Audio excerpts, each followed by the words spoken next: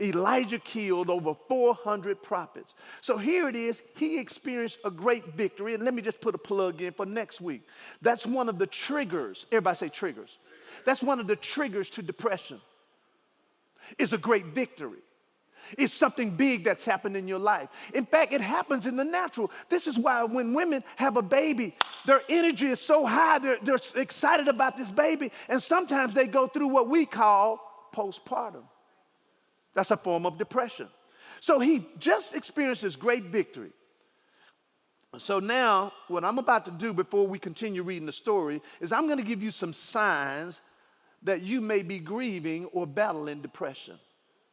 And the reason I'm listing this is because we're going to see a lot of these signs that I'm going to list. We're going to see them in the life of Elijah. So here's the first sign that you're either grieving or falling into depression. The first one is a desire to get away. Calgon, take me away. Y'all remember that commercial? How many remember that commercial? Let me see. You old, that's why you remember that commercial. This is when you start removing yourself, listen, from people who always and have been consistent in loving you, caring for you, and concerned for you, and you start moving yourself away from them. Here's number two. When you want to always be alone. You say, well, Pastor, sometimes I just need some me time. That's fine. But see, you can't get this consistent me time. Genesis 2 even told us one of the first things that God said. He said that wasn't good was, it's not good for man to be alone. So if you want to consistently be alone, that's a sign. Here's number three. When you want to numb yourselves by indulging. There's several ways to indulge. You can indulge in drugs. You can indulge in Jack and Daniel. You can indulge in shopping. You can indulge in food, which is that's one of them too. Let me go to the next one. Here's another sign.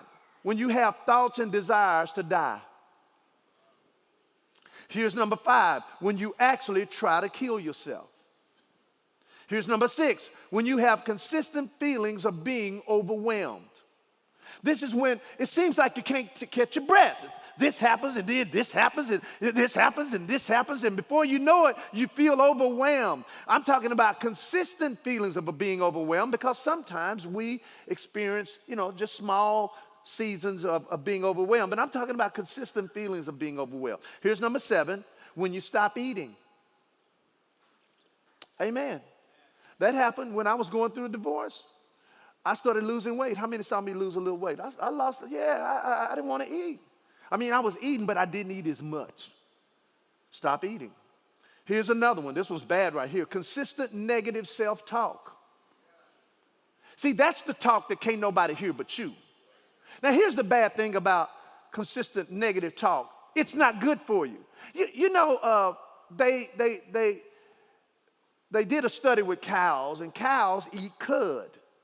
So what they do is they eat grass or hay or whatever they feed them, and they eat it, and they chew it, and they chew it, and then after they chew it for a while, they swallow it, and then they regurgitate it back up again. They throw it up, basically, and then they start eating it again. And they chew it, and they chew it, and they chew it, and then they swallow it, and then they throw it back up again, and they chew it some more, and chew it some more, and then finally they swallow it again. Well, let me tell you something. Every time they threw it up and swallowed it, it didn't get better. And every time you think bad thoughts, it don't get better. Your thoughts don't get better. And that's what happens. People's mental conditions and mental health goes down because you are regurgitating negative thoughts. Here's another one. Consistent sadness. Here's the last one. When you're crying a lot. Now, I'm not talking about you crying because you got the joy of the Lord. No. You're crying a lot. So we're going to pick up the story and see what happens, because this is where Elijah the prophet experienced depression.